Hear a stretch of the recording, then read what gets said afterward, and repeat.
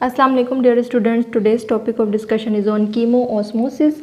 कीमोosmosis non cyclic photophosphorylation का topic है और नॉन साइक्लिक और साइक्लिक फोटोफॉस्फोरिलेशन को हम लास्ट लेक्चर में डिस्कस कर चुके हैं। सो उसी का ही एक पार्ट है कीमोosmosis जिसके अंदर एटीपी की प्रोडक्शन होती है।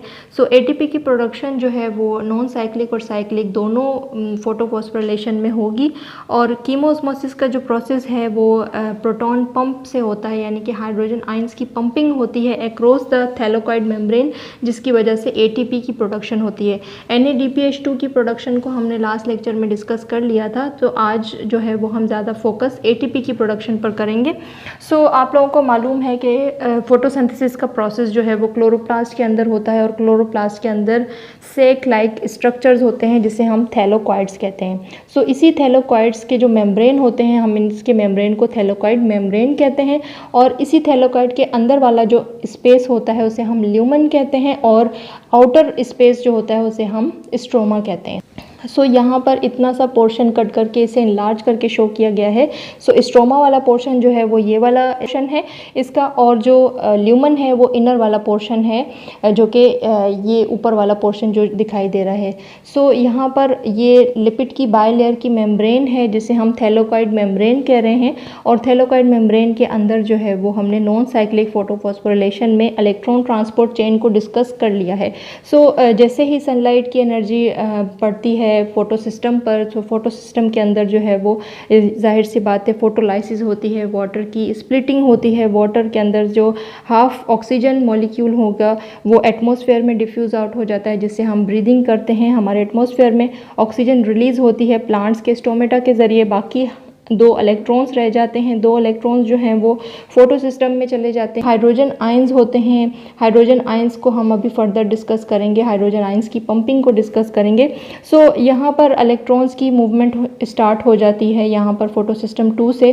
फोटो सिस्टम 2 से जो है वो 2 इलेक्ट्रॉन प्लास्टोक्योनॉन के अंदर चले जाते हैं। प्लास्टोक्योनॉन जो है वो इलेक्ट्रॉन कैरियर्स होते हैं। सो यहाँ से इलेक्ट्रॉन ट्रांसपोर्ट चेन स्टार्ट हो जाता है। सो यही इलेक्ट्रॉन जो है वो साइटोक्रोम कम्प्लेक्स के अंदर ट्रांसफर हो जाते हैं और साइटोक्रोम कम्प्लेक्स भी इलेक्ट्रॉन कैरियर्स हैं जो इलेक्ट्रॉन को कैरी करते हैं प्लास्टोसाइनिन की तरफ। प्लास्टोसाइनिन से इलेक्ट्रॉन्स फोटो सिस्टम 1 के अंदर ट्रांसफ़र होंगे और यहाँ पर सनलाइट अगेन पड़ेगी और 2 इलेक्ट्रॉन्स जो हैं वो मूव कर जाएंगे फेरोडॉक्सिन की तरफ और फेरोडॉक्सिन से जो है वो 2 इलेक्ट्रॉन्स NADP रिडक्टेज एंजाइम के पास जाएंगे और NADP रिडक्टेज से जो है वो 2 इलेक्ट्रॉन्स NADP को मिल जाएंगे और NADP से NADPH2 की सिंथेसिस होगी। ये तो सिंथेसिस NADPH2 है थ्रू इलेक्ट्रॉन ट्रांसपोर्ट चेन, जो कि हम लास्ट लेक्चर में भी डिस्कस कर चुके हैं।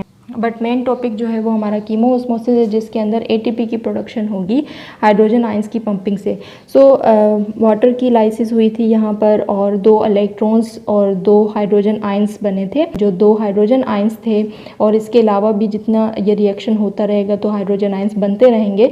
सो हाइड्रोजन आयंस की जो है वो यहाँ पर पंपिंग स्टार्ट होगी एक्टिव ट्रांसपोर्ट के ज़रिए। यहाँ पर साइटोक्रोम कम्प्लेक्स इलेक्ट्रॉन कैरियर्स हैं जो इस हाइड्रोजन आयन को पंप करेंगे ल्यूमन के अंदर। सो यहाँ पर इलेक्ट्रॉन्स की मूवमेंट से एनर्जी को यूज़ किया जाएगा और ये एनर्जी जो इलेक्ट्रॉन्स की मूवमेंट से मिली है इस एनर्जी को यूज़ किया जाएगा हाइड्रोजन आयंस के लिए और हाइड्रोजन आयंस के अंदर इस एनर्जी को स्टोर किया जाएगा जिसे हम पोटेंशियल एनर्जी कहते हैं। तो यहाँ पर हाइड्रोजन आयंस की कंसनट्रेशन ल्यूमन के अंदर ज़्यादा हो जाएगी जिसे हम कंसनट्रेशन ग्रेडियंट या हाइड्रोजन आयन की ग्रेडियंट कह सकते हैं। सो यहाँ पर हाइड्रोजन आयंस का ग्रेडियंट बन जाएगा ल्यूमन के अंदर और जब हाइड्रोजन आयंस की ग्रेडियंट ज़्यादा हो जाएगी ल्यूमन के अंदर तो हाइड्रोजन आयंस जो हैं वो पंप किए जाएंगे एटीपी सिंथेज एंजाइम के ज़रिए दोबारा स्ट्रोमा के अंदर।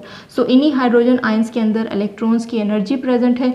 सो यही हाइड्रोजन आयंस जो हैं वो एडीपी को एनर्जी प्रोवाइड करेंगे और एडीपी से एटीपी की सिंथेसिस होगी। तो यहाँ पर एटीपी की प्रोडक्शन जो है वो हाइड्रोजन आयंस की पंपिंग की वजह से हुई है और जो हाइड्रोजन आयंस की यहाँ पर पंपिंग हुई है ये पैसिव ट्रांसपोर्ट के ज़रिए हुई है, जबकि यहाँ पर हाइड्रोजन आयंस स्ट्रोमा से ल्यूमन के अंदर जब गया था तो यहाँ पर एक्टिव ट्रांसपोर्ट के ज़रिए यहाँ पर इनकी ट्रैवलिंग हुई थी साइटोक्रोम कम्प्लेक्स के ज़रिए। सो यहाँ पर प्रोटॉन पंप हुआ था और यहाँ पर जो है वो ल्यूमन से दोबारा स्ट्रोमा के अंदर हाइड्रोजन आयंस आए तो एटीपी की प्रोडक्शन हुई और यहाँ पर स्ट्रोमा गामा से ल्यूमेन के अंदर हाइड्रोजन आयंस गए थे, जिसकी वजह से एनर्जी यहाँ पे ट्रांसफ़र हुई थी हाइड्रोजन आयंस के अंदर, ताकि एटीपी की प्रोडक्शन हो सके।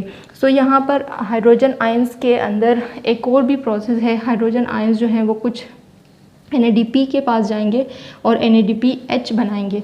सो होपफुली कि आज का लेक्चर आपको समझ में आ गया होगा, और इस लेक्चर के हवाले से कोई क्वेश्चंस हैं तो आप कमेंट सेक्शन में कर सकते हैं। Thank you so much for watching. अल्लाह हाफ़िज़।